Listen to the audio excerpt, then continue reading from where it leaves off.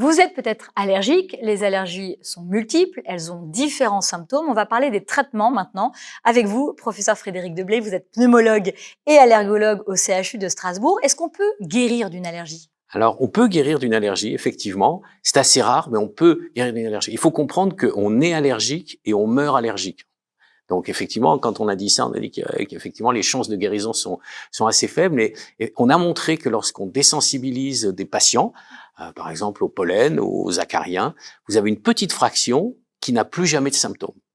Et on a la même chose aussi avec certains traitements, on en reparlera peut-être plus tard, des biothérapies.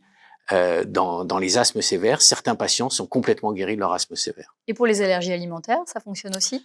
Alors pour les allergies alimentaires, c'est beaucoup plus compliqué. On peut guérir, c'est-à-dire maintenir un état de tolérance du système immunitaire à condition que les patients continuent à prendre l'aliment. Quels sont les traitements de l'allergie? Alors, on va prendre peut-être allergie par allergie, disponibles aujourd'hui. Alors, le traitement pour les allergies respiratoires, on peut désensibiliser. Alors la France est un pays un peu particulier parce qu'on ne fait que de la désensibilisation sublinguale, c'est-à-dire qu'on prend des petits comprimés ou des gouttes sous la langue. On va prendre ça pendant 3 ans jusqu'à 5 ans si vous êtes allergique au pollen de graminées ou si vous êtes allergique aux acariens. Alors, la désensibilisation, c'est un traitement de deuxième intention, c'est-à-dire que les gens commencent à être malades à cause des pollens. Ils vont d'abord prendre des antihistaminiques ou ils vont prendre des médicaments dans le nez. Et si, malgré ces traitements, ils continuent à avoir des symptômes, on pourra les désensibiliser. Ou s'ils font de l'asthme pendant la saison pollinique, on pourra les désensibiliser. Donc c'est vraiment un traitement de deuxième intention. Il y a d'autres traitements révolutionnaires qui sont en train de voir le jour, qui vont changer la vie de millions d'allergiques? Oui, il y a vraiment, là on avance. Je pense que l'avenir de la désensibilisation, l'avenir des allergies, on pourra faire de la vaccination anti-allergique. Nous, on travaille beaucoup là-dessus à Strasbourg. On a en cours des protocoles.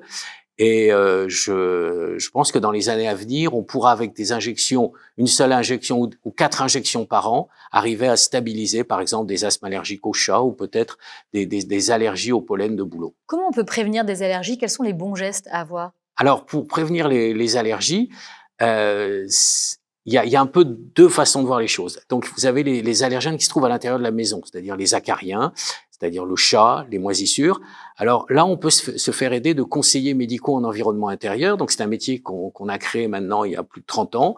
Ce sont des personnes qui se rendent au domicile des gens, qui font un audit de qualité de l'air, c'est un grand mot. Enfin bref, ils regardent s'il y a les allergènes, la présence de moisissures, la ventilation, et ils vont donner des conseils pour essayer d'enlever ces allergènes. Et effectivement, chez l'enfant, on a démontré clairement que ces personnes aidaient à améliorer l'asthme et étaient coût-efficaces, c'est-à-dire que leur intervention permettait de réduire les coûts de santé. Et puis à côté de ça, vous avez les allergènes de l'environnement extérieur, c'est-à-dire les pollens. Et donc les pollens, là, pour se prévenir des pollens, c'est un peu plus compliqué. On s'est aperçu grâce au Covid que le port du masque, ça améliore la symptomatologie des personnes pour près d'un tiers ou 2 tiers des gens se sentent mieux lorsqu'ils ont un masque et lorsqu'ils sont allergiques au pollen. Pour finir, les risques de ne pas soigner ces allergies? Alors, il y a réels? vraiment un risque à pas soigner les allergies. Et c'est tout un. On travaille à ça parce que je suis président de la Fédération française d'allergologie et donc mon travail en gros depuis plusieurs années, c'est d'essayer d'organiser la prise en charge de cette maladie très fréquente au niveau de tout le territoire français. Alors donc on a développé un parcours de soins du patient allergique. Le patient allergique, généralement, la première fois, qu'il va avoir des symptômes, par exemple pendant la saison des pollens, il va aller voir le pharmacien. Et ce qu'il faut, c'est qu'on apprenne aux pharmaciens à savoir, s'il revoit un patient plusieurs années de suite, à savoir l'adresser au médecin généraliste. Pour le médecin généraliste, c'est pareil. S'il voit un patient, si pendant plusieurs années, il lui prescrit des antihistaminiques, il doit aller voir l'allergologue. Parce que il faut faire le diagnostic allergique, même si c'est une simple pollinose. Par exemple, vous êtes allergique à la figue. Bon, on peut vous dire, évitez les figues. Le problème, c'est que la figue, ça croise avec le latex. Or, si vous faites opérer, le chirurgien, il a des gants latex et vous pouvez faire un choc anaphylactique pendant l'intervention. D'où l'intérêt de faire des bilans allergologiques. Et c'est ça qui est très compliqué puisqu'on a maintenant 30 millions d'allergiques, 1000 allergologues. Et donc, toute la difficulté, ça va être d'essayer de mettre en place un système pour que tout le monde puisse bénéficier de bilans allergologiques. Merci beaucoup pour votre éclairage, professeur Frédéric Deblay. Merci.